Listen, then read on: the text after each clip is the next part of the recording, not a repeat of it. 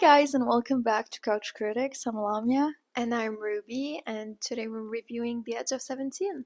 Yeah, it's this coming of age movie that stars Haley Yes, Steinfeld. Haley Steinfeld, something like Yeah, this. Yeah, and it falls into the same genre as Lady Bird and The Perks of Being The a Perks. Wallflower. Yeah, Yeah. totally.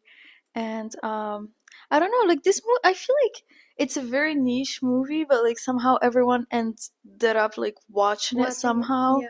And how did you find out about it? I was on the edge of 17, literally. I was 16 years old when it Really? came out. Yes. And I don't know, I used to love watching movies during that time, and every weekend I would like buy a movie and watch it. So I got the CD and I put it on my laptop and I watched it. And I remember not knowing what it was about. And I watched it like in the middle of the night, of course, because I was a teenager. And I burst my tears out when watching it. And somehow it just, I don't know, I feel like this movie is a cure to rebellious teenage years. Like after watching it, I felt so grateful at the end of it, like Haley Steinfeld did in the end of the movie. And I just loved it so much. And I think it was one of my top three as a teenager. So yeah, what about you? How did you hear about it? Well, I've watched it recently, just a couple of years ago, and it was because I was looking for a monologue for an audition, and it just kept coming up. You know, the scene where she's with her teacher and she's just like raging about something. That was my monologue, and I was really curious to like see where it came from, so I read the script and then I watched the movie. And the script is kind of different from the movie. Like in the script, she's mad at her best friend for dating her brother, something like that, and somehow she finds herself alone. And I don't remember the movie that much, but like I feel like it was kind of different from that. No, it's It's like the this in the same? movie. Yeah, Okay. she gets really mad at her friend, Mhm. and yeah, I don't remember what else her friend was in, but I remember I think she was in Jane the Virgin towards the end. Yeah, Yeah, she was Michael's wife on the ranch. She was like some sort of cowboy girl, and yeah, she's and actually she his was, wife in real life. yeah, that's what I was about to say. Sorry. Yeah, she was also in the Lotus. Okay, Yeah, one more yeah. reason to watch it. Yeah. Yeah, I feel like it's a summer show. We could definitely like binge watch Mm-hmm. it during summer. Yeah. Yeah, Good. and review each season. Yes, can't wait. Yeah. So, yeah. So, female rage, because I feel like this movie is about female rage and what it feels like Yeah. to just be A girl, mad. a teenager, and angry. Yes. Yeah. I think it's so well portrayed. I loved Haley's performance. I don't think she was famous at the time. I feel like that's one of her first movies, and then she did Pitch Perfect 2 or 3, I don't remember. Okay. But yeah, I that's how I discovered her, and I loved her performance. I feel like she was such, like, her performance, she's so unlucky in the beginning, Yeah. and yet she seems so spoiled from the way she talks. And I also loved Woody, the teacher, Woody Yeah. Harrison, I think his name is. But I just loved his. He just is such a good scene partner. It seems Yeah, the way. he always seems he always plays the same kind of characters. Either the drunk, Yeah, like what was it? Hunger Games. Yeah, or Triangle of Sadness. Yes, that too. Yeah, Yeah. or the very sketchy teacher. Yes. Yeah, who seems embarrassed, but like who ends up caring about his students. Yeah, a lot. Yeah.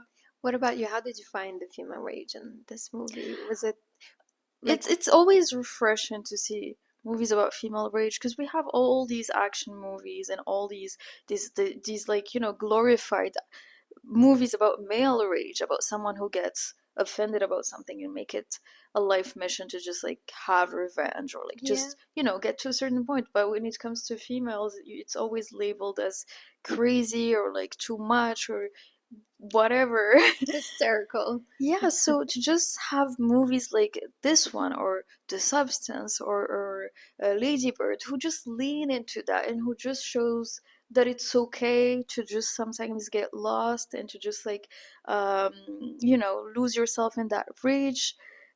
It's just refreshing. It reminds you that you just girls are like can have these kind of Yeah. emotions too. Yeah. Yeah. It validates these emotions in a Yeah. very beautiful way. And it also, Yeah.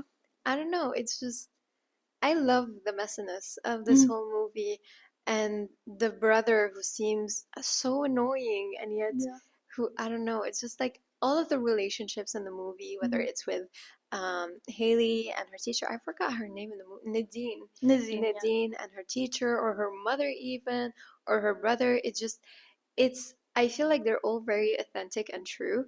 And I also want to talk about Nadine's mom because through the whole movie, it just felt like she cared about her daughter, but at the same time, she wasn't allowing her daughter to have her space. And every time Nadine would come and tell her about her problems, her mother would be like, "Oh, yeah, tell me about it. I had this long day and this Yeah. happened."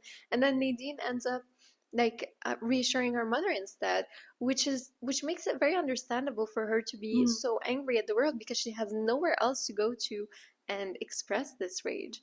Yeah. So yeah, it was so it was refreshing Mm. to see like these real relationships and how like people are not perfect all the time. And yeah.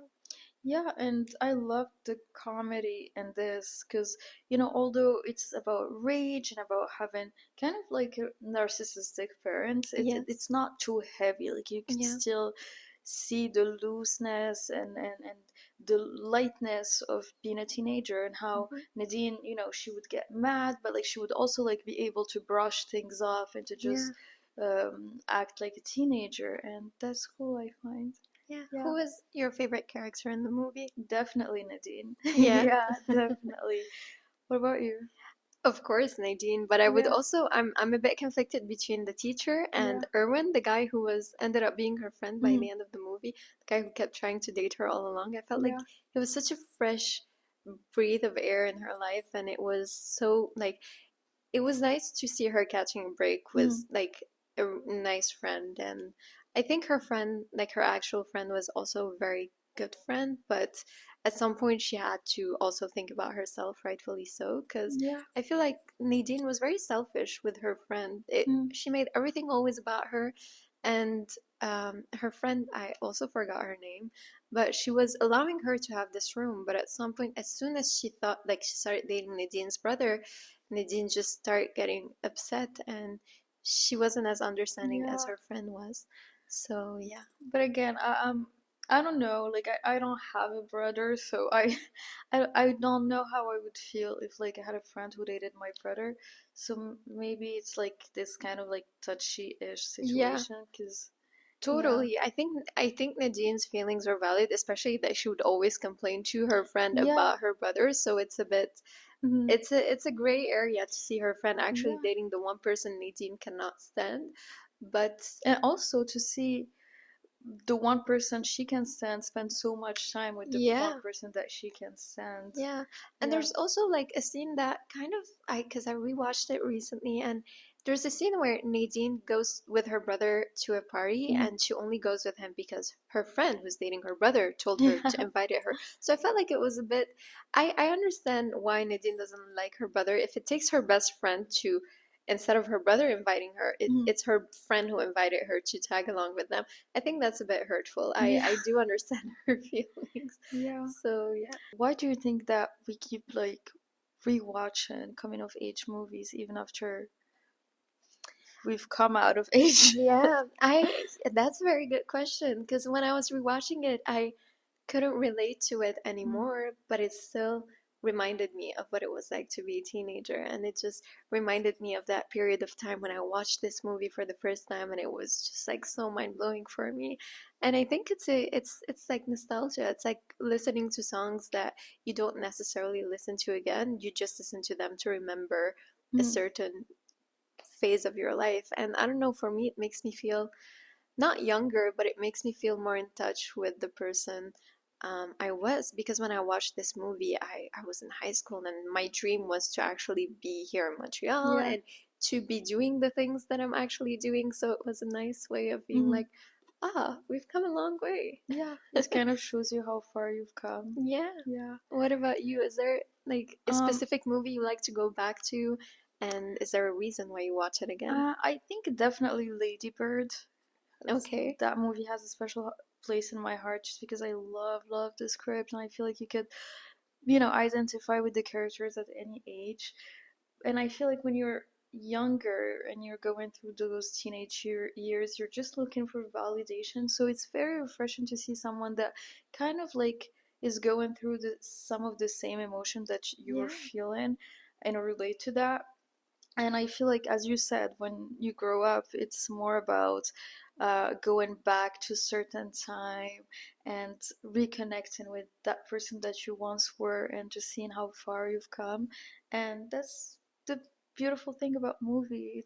Yeah. It takes you back to a special place, sometimes in a bad place, sometimes in a good place. And yeah, that's why I love cinema. You could Yeah. find whatever you're looking for. Really, there's everything, especially nowadays. There's movies about literally everything. Yeah. So, yeah, love it. Yeah. So that's it for The Edge of 17. If you guys watched it, please let us know what you think about the movie. Yeah. And thank you for watching.